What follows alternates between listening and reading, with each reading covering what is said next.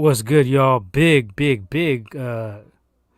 for fights. UFC 269 ended a little while ago. Commey versus Loma ended before that. We think we got Nonito Donaire fighting, I believe. We'll try to find that one. But I'm not the biggest Donaire fan, so I'm not really super interested in tuning into that one. But I think we got to get straight to the UFC 269 tonight. Real quick, just want to thank everybody for tuning in. Make sure you give us a like and subscribe on our channel. This right here is the TDC, the Deadly Combination. This sport, I don't know what it is. It used to be a podcast, but we're doing it as a segment now. Sometimes we do some fight nights like tonight. It's going to be, focused on MMA, boxing, and it's under the Gold Dirty Bastards umbrella, which we cover all sports on there. We do NFL, NBA, a little bit of baseball. We talk boxing and stuff on there as well, just not as in detail. So definitely check us out. Subscribe to the Gold Dirty Bastards podcast YouTube channel here. This is where you'll find all your Deadly Combination content as well as Gold Dirty Bastards content. So anyways, let's get right into this UFC 269. Some major fireworks, big fights.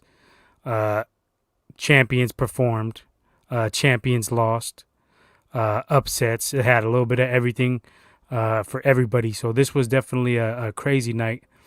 UFC 269. I didn't catch the whole thing because I was going in between the fights with the boxing as well. I watched all of the Loma fight. I watched all of the Olivera Poirier fight. I watched all of the Pena versus Amanda Nunes. I seen part of the Cody Garbrandt versus Cara France fight. I seen him get dropped and KO'd. It was first round anyway. I missed barely any. I missed the start, but right when I turned it on, he got dropped. Sean O'Malley fought as well. So let's get into that. Those are the major ones that I seen. I was on the road for the other stuff. I didn't catch any prelims tonight.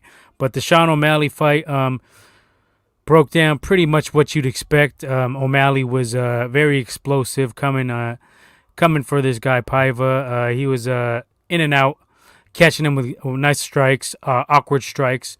Definitely seen the speed on display. I'm not the biggest O'Malley fan, but he has performed well in the fights that he's fought.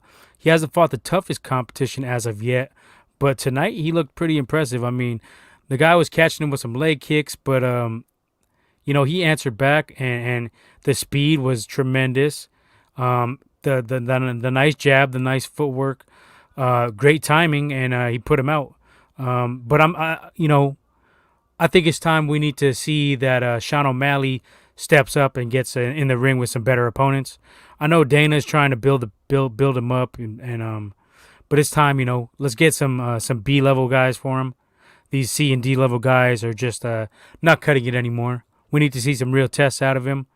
I know there's been some back and forth between him and Garbrandt, but Garbrandt got KO'd tonight, so that's off the table. I know he's been talking about Peter Yan. He was in the media saying he has the tools to beat Peter Yan essentially, and I don't know about all that. Peter Yan is on another level right now. Not too many can fuck with him. But if that fight were to happen down the road, it would be definitely exciting. Definitely an exciting fight. So Sean O'Malley takes care of business tonight and UFC 269. And then the other Garbrandt I mentioned, he got KO'd.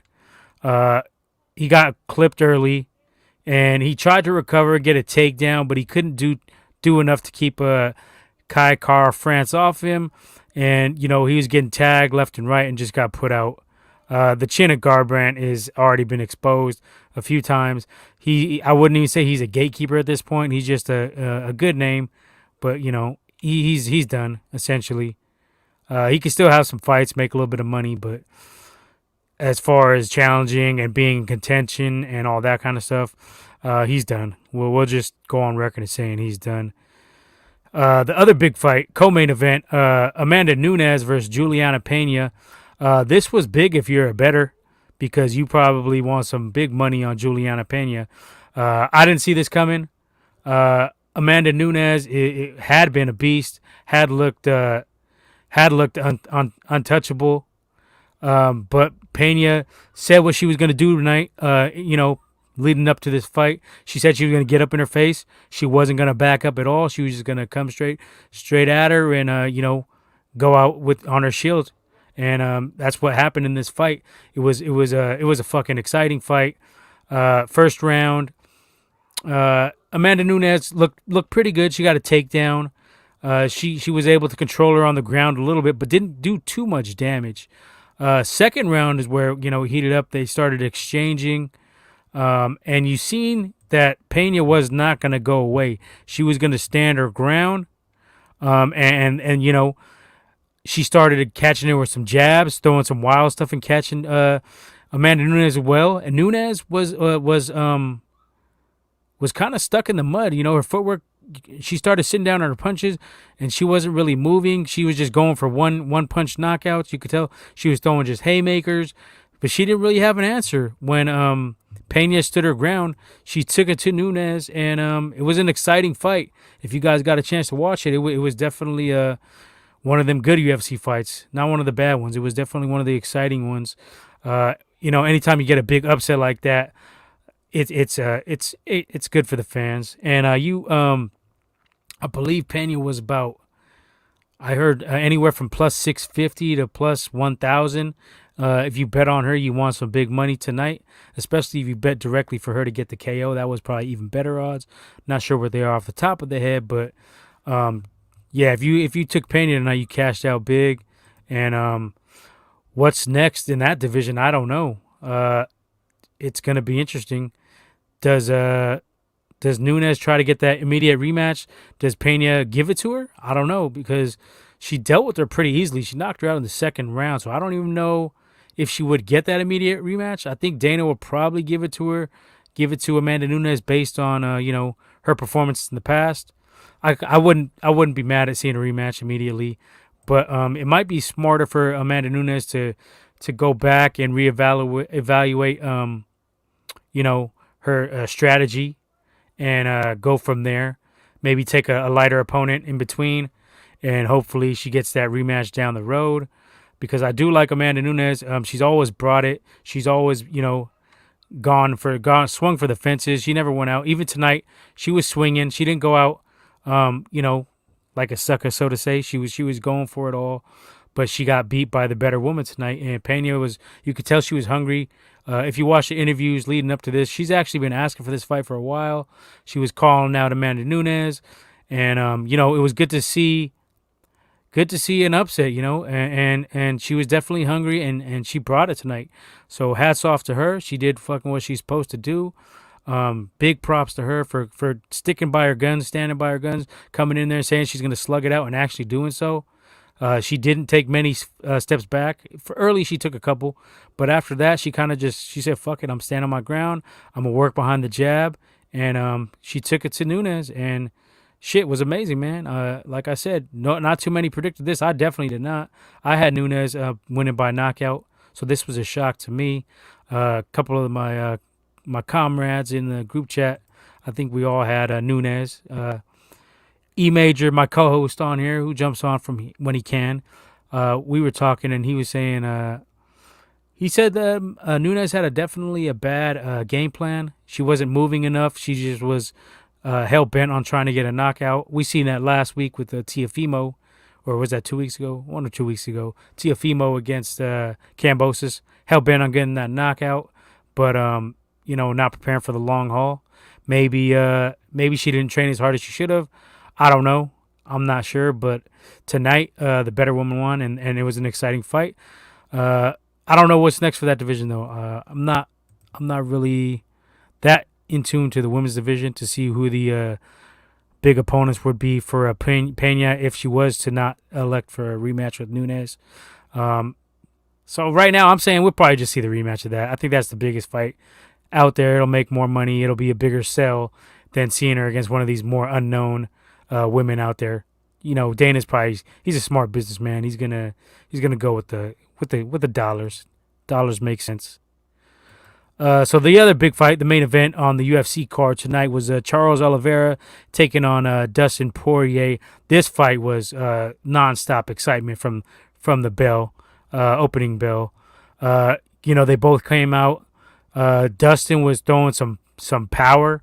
You could see that Dustin Poirier is good on his feet, definitely with the boxing skills, but he had more power than Oliveira. But Oliveira, you could see, is much more well-rounded. First round, they were exchanging. Poirier caught Oliveira, I believe it was a right. And dropped him early in the fight. But Oliveira's got a chin. He took that shit nicely. He was able to get up, give him some knees to the body, and later in that round, he was answering back with good ones and twos. The jab and the straight were there for him, and he was catching Dustin Poirier flush.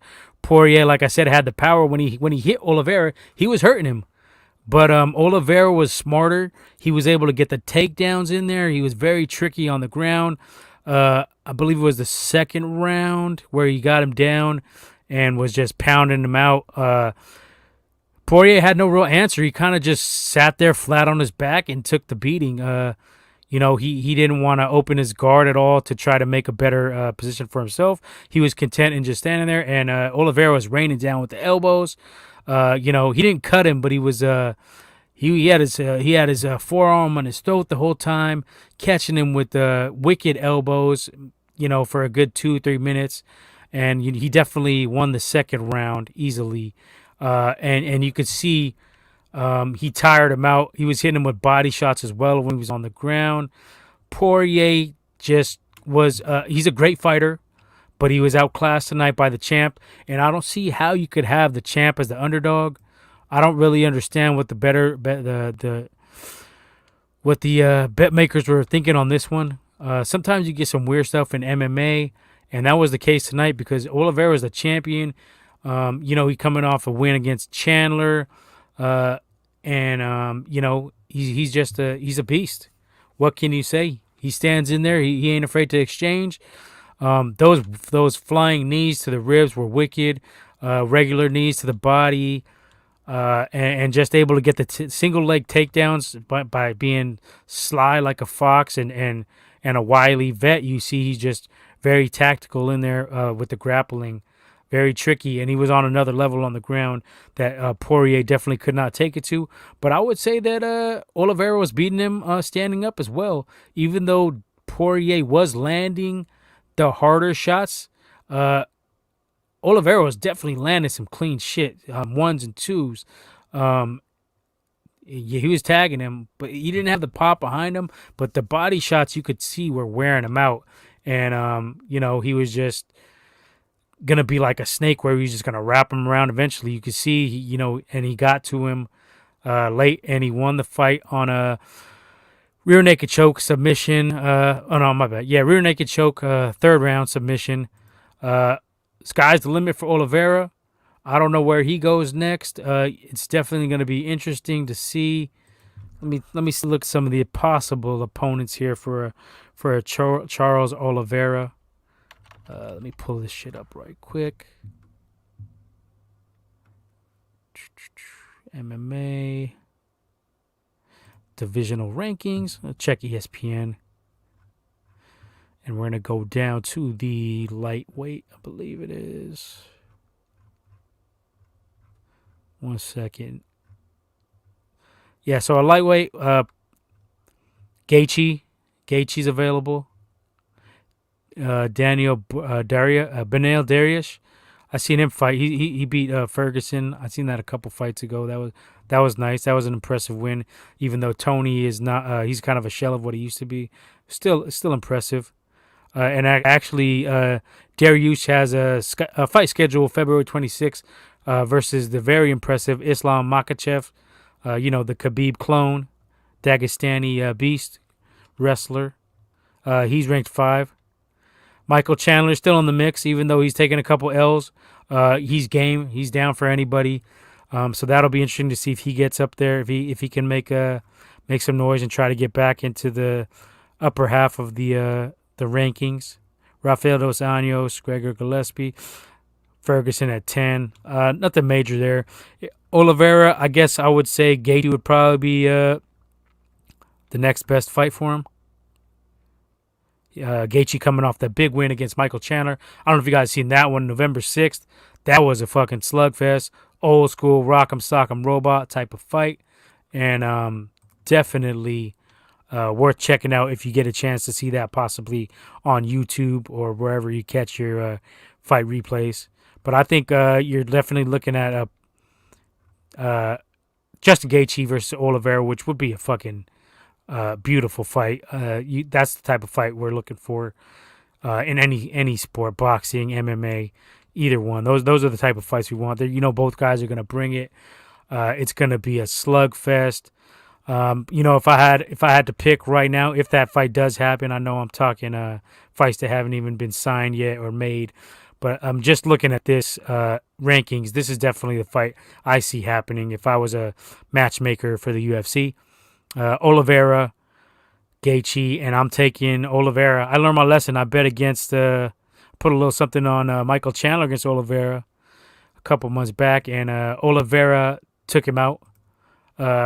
Chandler hurt him though, but Olivera's a beast, man. He got a chin, he got endurance, he's well-rounded, he's dangerous on the ground. The submission game is lethal. Standing choke applied to Dustin Poirier tonight, just like a fucking anaconda choking out his prey. It was lethal. It was deadly. It was very fucking impressive. Like there's levels to this grappling shit, and Oliveira's on that top tier level. Not too many could fuck with him, I don't believe. So I want to see this shit happen. Gaethje versus Olivera, because that's the best fight out there, I believe. Makhachev, now if he can get that win against Dariush, I think he'd probably move up in the rankings pretty high, and that's another possibility. I don't know, that would be a good fight too. That would be a solid fight. You're looking at two killers in there. Makhachev has not been tested really in the grappling game, so we'll see what that future matchup could bring. But I think next on the table you're going to get Olivera versus Gaethje. You can I think you can pretty much count on that one happening sometime in the near future. All right, let's get to some boxing. We had a big fight. I got a semi-big fight. I'm not gonna say it was the biggest fight between Lomachenko making his second fight after the L to Teofimo Lopez, who recently lost to to Cambosos Jr. A couple weeks back.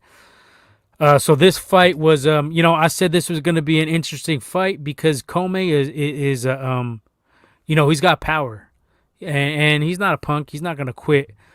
He was stopped in the second round by Teofimo Lopez. We'll get to that later in their encounter. But I thought that Commey could possibly give Loma some trouble. But overall, I had a feeling Loma was going to win the fight because he definitely is the superior, more well-rounded technical fighter. And it showed tonight. The footwork, I got to say, was amazing.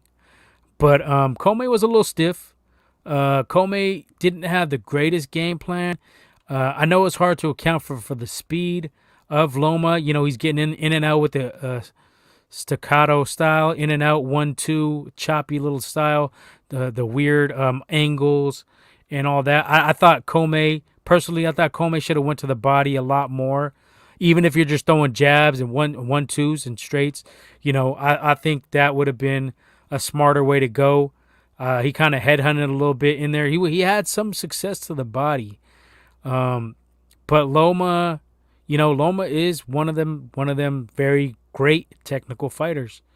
It's going to take somebody well-versed in all-around fighter to beat him again. So Loma essentially, was able to dictate the pace of this fight overall. He controlled the pace of the fight 80% of the time. Commey had a couple moments where he landed a couple good shots.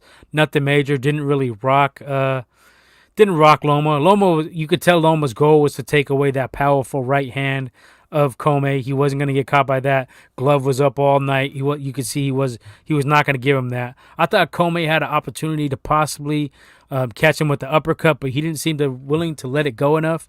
Loma was peppering him enough with the ones and twos to keep him honest, so he couldn't sell out.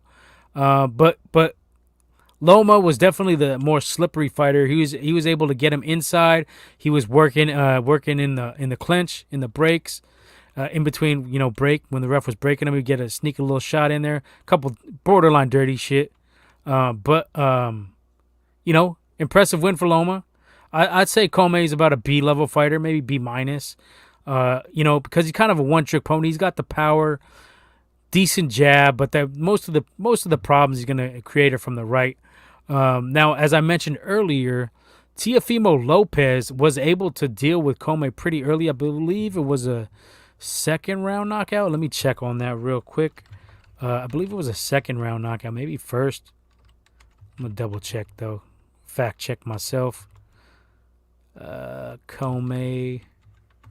Let's see. Let's see. You find this one? Commey results.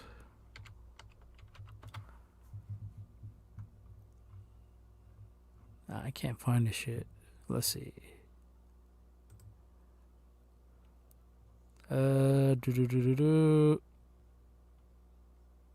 Round 2, 113 in a round 2. That's what I thought. So back to this. Well, I guess we're not even going to get a potential Teofimo versus Loma rematch because Teofimo has said he's going up to 140. Big Leo, he's a Loma guy. He says Loma is back. I say pump the brakes, not too fast. Still ain't in there with the A-level guy. I don't think he's going to get a chance to avenge his loss against Teofimo because, as I stated, Teofimo was talking that talk of going up to 140 to take potentially a fight with Josh Taylor at 140. Back to this fight. As I said, very not super impressive, but fairly impressive. So I give Loma his props. I'm not the biggest Loma dude. Where the fuck am I getting this audio from? Hold up. Okay, let me just turn this ESPN popping up with the pop-up shit on me. Loma, Big Leo, Loma is back. Okay, so let me ask you, Big Leo. You can snipe in the chat line. Who you got in a fight between Loma and Tank Davis? First of all, a fight between Loma, Devin Haney. A potential fight between Loma and Shakur Stevenson coming up to 35 possibly. Because I feel, as I've said before, I think Stevenson is the cream of the crop out of all this 130 to 140 potentially great fighters. I think that Shakur is probably going to be the best. I like what I've seen out of him early on, even in the Olympics, even though he took that L. I seen something there. This dude he has that it factor. I think he hasn't even had to turn it on yet. I think he's got some great power that he's going to display later on. And if Loma were to fight Stevenson down the road, I think Stevenson gives Loma that L. So Loma, who's the potential opponent for Loma? Let's go ahead and check that out. Let's look at the lightweight division, 135. I mean, I think personally he will stick on the top ranked diet. Bob Arum is notorious for making his dudes fight their own, promotional stablemates. So I see that happening. Kambosos Jr. comes to mind. He's a top ranked guy, I believe. Is he top rank? I'm pretty sure he's top rank. So Vasily versus Tank would be another good one. Haney, as I mentioned. Lopez, I think Lopez is at 140. Ryan Garcia, I think I would definitely take Loma in that fight. I didn't see enough out of Ryan Garcia ever, but definitely in the Campbell fight, Ryan Garcia looked a little bit weak. I'm gonna be honest. His defense looked weak. He was getting tagged a little bit. He got dropped in that fight. So I would definitely take Loma in that fight against Ryan Garcia. Joseph Diaz, Jojo Diaz, Loma would take that as well, but it would be a hard fight because Jojo brings that shit every fight. Rematch with Linares would be, I wouldn't mind seeing that. He did drop Loma. I think Loma probably wins that, but that's an exciting fight. I wouldn't mind seeing again if Linares is even active. I don't know if he may retire possibly. I'm thinking. Loma already beat Commey. Isaac Cruz is another one. I think Loma will win that, but I mean, it's going to be interesting to see where Loma goes from here because, like I said, I don't think he's going to get that rematch with Teofimo anytime in the near future. So I mean, if I'm scoring this fight tonight, I'm gonna give it a. If I'm grading it, I'm gonna give Loma. I'll give him an A minus. He pretty much dictated the pace. It was a good matchup for him stylistically. He was able to use the footwork and the speed and just he dominated without doing too much major damage. He had him hurt, I believe, in the 7th round. He rocked him with a couple, and he definitely had him hurt. But O'Connor Ben, Big Leo says Conor Ben beat Chris Algieri in 4th round. Wants Amir Khan, Kell Brook winner next. Yeah, Conor Ben has been impressive. The son of Nigel Ben, 2nd generation boxer. He's shown some power, some good technical ability. He's definitely going to be in the mix down the road, starting to make his name for himself. That would be nice to see. The English little tournament over there. Amir Khan versus Kell Brook versus Conor Ben. I'm down for that. That's going to be an interesting fight.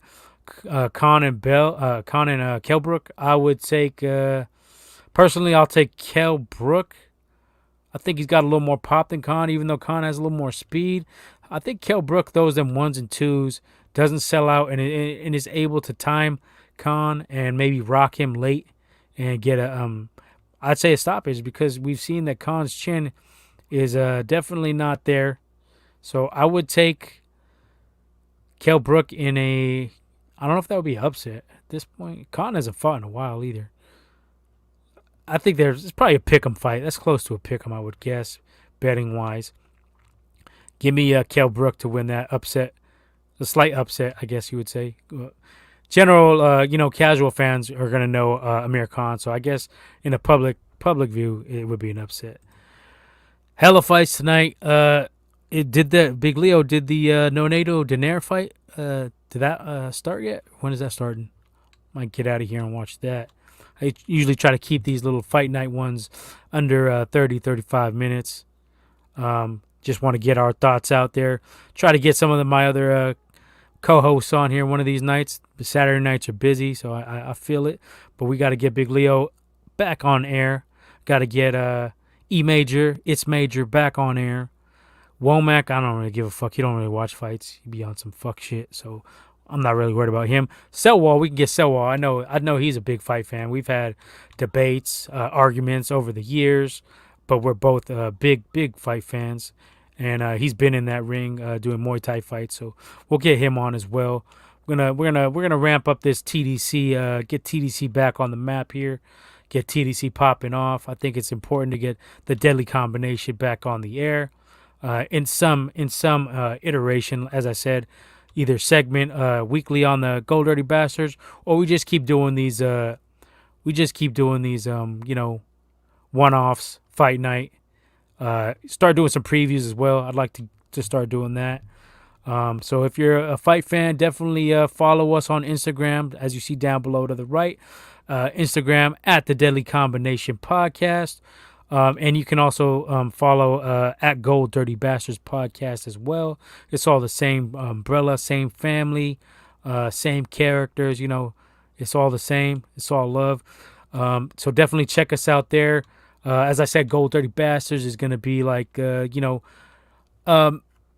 mostly NFL, but we do NBA, we do MLB, we cover the boxing and shit there. We cover a little bit of MMA there as well. We do hip hop. We do some, even Marvel, Disney Plus, movies. We do a little bit of everything. So, we like 31 flavors on that show. We got a little bit of something for everybody. So make sure you follow that. Follow the podcast. Check us out. We usually record Monday or Tuesday night. And I think we're going to get on out of here on that note. We will be here periodically for the big fights. So thanks for tuning in, and make sure to hook us up. Give us a like and subscribe. Follow us on Instagram, on Twitter as well, at Gold Bastards with a Z. What else we got? Yeah, that's pretty much it. That's where you can follow us, find our content. We also have an Anchor, at Gold Dirty Bastards. On Anchor, you can find audio versions of all of our podcasts. And we also have Spotify and Apple Podcasts as well. But if you want the video, come straight to YouTube, and we'll get it squared away for you. You can enjoy the content there. Like I said, we appreciate the likes and subscribes. We're trying to build something brick by brick. We're trying to be all natural, organic, no GMO. We're not on the bot hypes. We're not trying to do that Ultron shit. We try to grow organically and try to get the shit popping. If you're a fan of ours, if you like what we talk about, don't be afraid to jump in the comments here, live comments later on. We try to reply. We can argue, we can chat, we can do whatever. And we welcome it all, So kick that shit to us, and we'll respond back to you. And on that note, I think we're going to get the fuck up out of here. Big Leo, shout out to you for watching the stream and jumping in. We'll get you on next go around. Get more, the merrier on this shit. Get the fight talks popping off. So we're going to get on out of here on that note. And like I said, check us out on IG at the Deadly Combination Podcast and at Gold Dirty Bastards Podcast. We out. Catch you guys next fight. Late.